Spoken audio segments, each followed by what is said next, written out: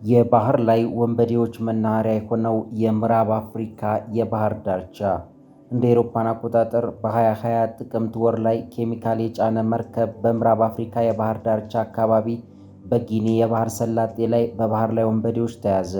ወንበዴዎቹ ወደ መርከቡ ወለል መጓዝ ሲጀምሩም የፊሊፒንስ ዜግነት ያላቸው የመርከቡ ሰራተኞች ወደ መደበቂያ ክፍሉ ለመግባት ተሽቀዳደሙ። ወደ ውስጥ ከገቡ በኋላም ዘራፊዎቹ በኃይል ሰብረው ወደ እነሱ ይገባሉ ብለው በመፍራት ተሸማቀዋል። ስምምነት ከተደረገ ከ24 ሰዓት በኋላ መርከቡን ሊለቁት ችለዋል። እንደ አውሮፓውያን አቆጣጠር በ2021 ጥር ወር ላይ ደግሞ በኃይለኛው የታጠቁ የባህር ላይ ዘራፊዎች በተሳካ ሁኔታ አንድን የቱርክ መርከብ ሰብረው በመግባት አንድ መርከበኛ ገድለው ቀሪዎች 15ቱን ደግሞ ታፍነው ወደ ኒጀር ደልታ ተወስደዋል። ሚሊዮኖች ገንዘብ ተቀብለውም የታፈኑትን ለቀዋል። ዛሬም የምዕራብ አፍሪካ ላይ ዘራፊዎች ቁጥራቸው እየጨመረ መጥቷል። እንደ አውሮፓውያን አቆጣጠር ከ2020 ጀምሮ 180 መርከበኞች የባህር ላይ ወንበዴዎች ባሉበት ጠባብ መንገድ ሲያልፉ ታግተዋል። አንድ የናይጄሪያ ባለስልጣንም እንደዚህ ይላል፣ እገታው እየከፋ መጥቷል፣ ስለ ወንበዴዎች ጥቃት የማይሰማበት ሳምንት የለም ይላል። በቅርቡ 97 ከመቶ የሚሆነው እገታ የተፈጸመው የጊኒ ባህረ ሰላጤ ላይ ሲሆን ከጋቦን እስከ ላይባሪ ባለው ቦታ ላይ ራሳቸውን አስፋፍተው ቦታውንም ዋና መቀመጫቸው አድርገው ይገኛሉ። እነዚህ ዘራፊና አጋቾች ጥቃት የሚያደርጉት በዋናነት የነዳጅ ዘይት የጫኑ መርከቦች ሲሆን ካፒቴንና ዋና ኢንጂነር አግተው ይወስዳሉ። ስለዚህ ባህር ለምን ለመርከብ እገታ ወንጀል መፈጸሚያ ቦታ ሆነ? እናም ለምን ሀገራት እነሱን ባህረ ሰላጤው ላይ ለመያዝ ተቸገሩ? ምክንያቱም የሲስተም ስህተት ነው። ይህም ዘራፊዎች በምዕራብ አፍሪካ ባህር ዳርቻ ላይ እንዲፈረጥሙ አድርጓቸዋል። ከታጋቾች መካከል አንዱ እንዲህ ይላል፣ ከታገትን 27ኛ ቀናችን ነው። አጋቾችም ምንም ርህራሄ የሚባል ነገር የላቸውም። ዓላማቸው ገንዘብና ገንዘብ ማግኘት ብቻ ነው ይላል። በ2009 ሁለት የእንግሊዝ ዜግነት ያላቸው ጥንዶች ከሲሸልስ ወደ ታንዛኒያ ሲጓዙ በሶማሊያ አጋቾች ተጠለፉ። በዚያን ጊዜም ሶማሊያ ለባህር ላይ ዘራፊዎች ዋና ማዕከል ነበረች። የሶማሊያ የባህር ላይ ዘራፊዎች ለዓመታት በቅርባቸው ባለ የባህር ሰላጤ ብዙ መርከቦች ላይ ጥቃት ሲያደርሱ ነበር። እስካሁንም ባለው ከ500 በላይ ታጋቾችና ከ20 የሚበልጡ መርከቦችን ይዘው ይገኛሉ። ወንበዴዎቹም በፍጥነት ወደ መርከቡ ይወጣሉ። ከዚያም መልህቅ በመጣል አግተው ገንዘብ ይጠይቃሉ። በሁለተኛ የዓለም ጦርነት ጊዜ ያልነበረ ስጋት ተፈጠረ። ከዚያም ቋሚ 5 አባል ያለው የተባበሩት መንግስታት ድርጅት የጸጥታው ምክር ቤት በሶማሊያ የባህር ሰላጤ ላይ የታጠቀ ወታደር እንዲሰማራ ተስማምተው ወሰኑ። ዮሪ ፊዴቶቭ የጸጥታው ምክር ቤት ኃላፊ እንዳሉትም ለሶማሊያ አጋቾች ያለን ብቸኛና ዘላቂው መፍትሄ ሕግና ስርዓትን ውሃው ላይ ሳይቀር እንደገና ማውጣት ነው ብለዋል። ከዚያ ጊዜ ጀምሮ በምስራቅ አፍሪካ የባህር ሰላጤ ላይ ያሉ ዘራፊዎች በፍጥነት እየቀነሱ ሊመጡ ችለዋል። በኒጀር ደልታ ያሉ የባህር ወንበዴዎችም AK-47 መሳሪያና ጠንካራ አቅም ያለው ፈጣን ጀልባ ያላቸው ናቸው። ስለ ወንበዴዎቹ አንድ ባለስልጣን እንዲህ ብሎ ነበር፣ አንዳንድ የደህንነት ሰራተኛ እንኳን የማይዙትን እጅግ ዘመናዊ መሳሪያ የታጠቁ ናቸው። የሚንቀሳቀሱትም ውሃ ላይ ነው። በዋናነት ኢላማቸውን ካዩ በኋላ ጥቃት ይፈጽማሉ። ከዚያም የሚያገኙትን ሰው አግተው ይወስዳሉ። ከዚያም በስልክ ከታጋቾች ቤተሰብ ጋር በማገናኘት የሚፈልጉትን ያክል ገንዘብ ካልከፈላችሁ ራሳችሁ እንደገደላችኋቸው ቁጠሩ ይላሉ።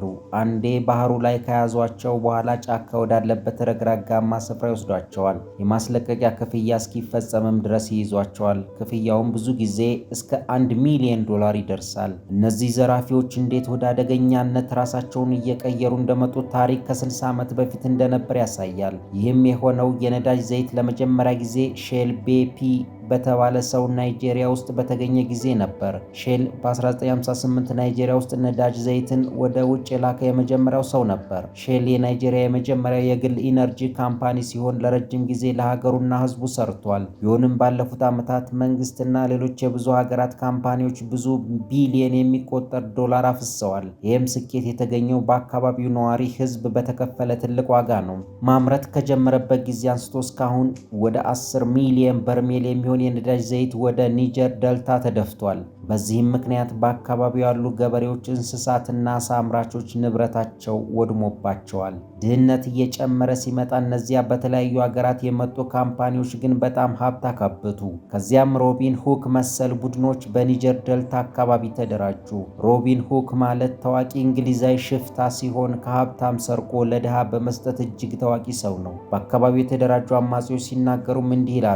በዚህ በተደፋ ቆሻሻ ምክንያት ታመናል፣ ታውከናል፣ ደክመናል። የምንታገለውም ለራሳችን ለአንድ ሰው ብቻ አይደለም፣ ለመላው የኒጀር ደልታ አካባቢ ለሚኖሩ ህዝቦች ነው። ይህ ጉዳይ በዚህ የሚቀጥል ከሆነ ከልጃችን ምንድነው የምንጠብቀው? ምንድነው ይላሉ።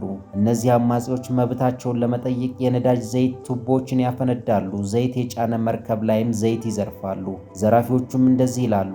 እዚህ ያለነው ስራቸውን ለማስቆም ነው። የነዳጅ ዘይት መተላለፊያ ቱቦችን እናፈነዳለን። እዚህ የመጣነውም የሰውን ህይወት ለማጥፋት አይደለም። ነገር ግን በ2016 ድፍድፍ ነዳጅ ዋጋ በጣም ሲቀንስ የውጭ ዜጋ ያላቸውን ሰራተኞች ማገትና ገንዘብ መቀበል ድርጊቱ እየጨመረ መጣ። በኒጀር ደልታ ውስጥ ድህነት በዘላቂነት ጸንቶ ይገኛል። አንድ ባለስልጣንም ስለ ድህነት እንዲህ ይላል። እዚህ አካባቢ ህይወትን መቋቋም ያልቻሉ ብዙ ህዝቦች አሉ። እጅግ በጣም ብዙ ናቸው።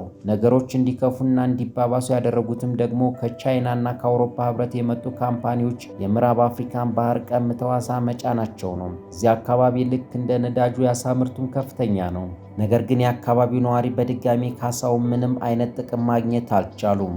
ማንም ከሚኖርበት ምቹ ስፍራ ወደ ባህሩ በመሄድ ወንበዴ አይሆንም ረሃብ ካላሰቃየው በስተቀር። በአካባቢው ያሉ የዘራፊዎች ቁጥር በይፋ ከተነገረው ቁጥር በላይ እንደሆነ ይገመታል። ባለስልጣኑም እንዲህ ይላል። በኒጀር ደልታና በጊኒ ባህረ ሰላጤ አካባቢ እየተፈጸመ ስላለው ድርጊት ያለን ሪፖርት ከእውነተኛው እጅግ በጣም አናሳ ነው ብሎ ይገልጸዋል። መርከቦች ችግር ሲገጥማቸው የአካባቢውን ባለስልጣን ለእርዳታ ለመጥራት አይፈልጉም። ምክንያቱም ደግሞ ህጉን የጣሱ ስለሆኑ ነው። ባህሩ ክፍት ስለሆነ በወንበዴዎች አባላት ተኩስ ይደረጋል። በወንበዴዎች ዘንድ ህገወጥ ዓሳ ማምረትና ሰውን በመግደል ወንጀል የመከሰስ ተጋላጭነት በጣም ዝቅተኛ ነው። ባለስልጣኑም እንዲህ ይላል። ለብዙ ሀገራት መርከብ መጓጓዣ ስፍራዎችን ማስተዳደር ትልቅ ችግር ሆኖ ይታያል። የጊኒ ባህረ ሰላጤ ልክ እንደሌላው የውሃው ዓለም ብዙ ቁጥር ያላቸው ድንበር ተሻጋሪ ወንጀሎች ያጋጥሙታል። የውጭ ሀገር ዓሳ አጥማጅ ጀልባዎች ዓሳ ለማጥመድ ወደ ጊኒ ባህረ ሰላጤ ይመጣሉ።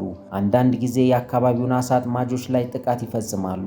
ምክንያቱ ደግሞ ውቅያኖስ ውስጥ ሲያገኟቸው ዘራፊዎች ይመስሏቸውና በፍርሃት ጥቃት ይፈጽሙባቸዋል። ከተጎዱት ማህበረሰብ ጋር ስልክ ተደውሎልኝ አውርቻቸዋለሁ ይላል ባለስልጣኑ።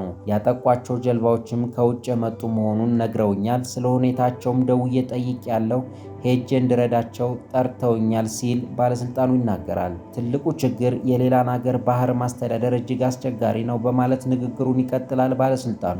እያወራን ያለነው እጅግ ብዙ የሆነ አስፈላጊ ንብረት ነው። ባህሩ ላይ ካለው መርከብና ባህር ላይ ለመቃኘት የሚያገለግሉ መሳሪያዎች አኳያ ሲታይ አስፈላጊ ናቸው። ስለዚህ ወንበዴዎች በጣም ቢያስቸግራቸው እንኳን የፈለጉትን ያደርጋሉ። ምክንያቱም እያወራን ያለነው በባህር ላይ በከፍተኛ ፍጥነት መጓዝ ከሚያስደስታቸው የዘራፊዎች አባላት ነው። ስለዚህ ተከታትሎ ለመያዝና በቁጥጥር ስር ለማዋል ዋና ችግር ነው። የዓለም አቀፍ ማህበረሰብ ወታደር ያለው ሲሆን ወታደር ለመመደብም ፍላጎት ንቁ ተሳትፎ አድርጓል። ነገር ግን በምስራቅ አፍሪካ ሶማሊያ ላይ ያደረጉትን እዚህ ማድረግ አልቻሉም። በምስራቅና በምዕራብ ያለውን ጉዳይ የተለያየ አድርጎ ማየት እጅግ አስፈላጊ ነው። እዚህ ምዕራብ አፍሪካ ላይ ያለው ችግር ከሶማሊያ ጋር ማመሳሰል ማለት የውድቀት መጀመሪያ ነው። ልክ እንደ ሶማሊያ አይደሉም። የምዕራብ አፍሪካ ሀገራት ጠንካራ መንግስት ስላላቸው የሀገራቸውን ሉዓላዊነት እንዲሸረሸር አይፈልጉም።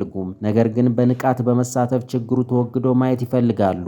እነዚህ ሀገራት የባህር ላይ ወንበዴዎችን ለማጥፋት ዝግጁ አይደሉም። የአፍሪካ ቀኝ ገዢዎች ሌጋሲ እንደሚለው የተወሰኑ ሀገራት ብቻ በራሳቸው የባህር ኃይል በልጽገዋል። የቀኝ ገዢ አስተዳዳሪዎች ለወታደርነት የአካባቢውን ዜጋ ሲጠቀሙ፣ ለባህር ላይ ደግሞ የራሳቸውን ዜጋ ለወታደርነት ይጠቀማሉ። በእውነቱ አዳዲስ ቅኝ ገዢዎች ሲመጡ ባህር ላይ ጥቃት ይፈጸምብኛል ብሎ የፈራ ማንም የለም። የግዛታቸውን ደህንነት ለማስጠበቅ ከባህሩ ይልቅ የየብሱ ደህንነት ላይ ትኩረት ያደርጋሉ። በዚህም ምክንያት በአህጉሩ ጥቂት አነስ ያሉ የባህር ኃይሎች ብቻ አሉ።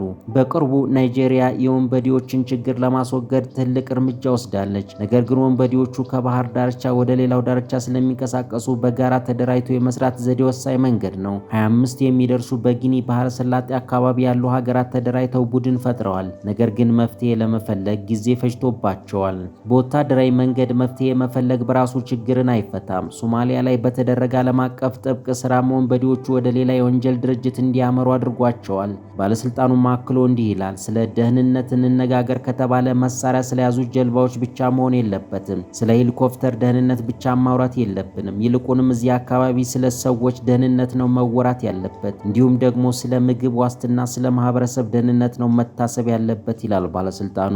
የወንበዴዎችን መተዳደሪያ ንብረት ደህንነት ማስጠበቅ ችግሩን ለመፍታትና እንዲሁም ደግሞ ሁለቱንም ተጠቃሚ ያደርጋቸዋል። ባለስልጣኑም በመፍትሄው ዙሪያ እንደዚህ ይላሉ።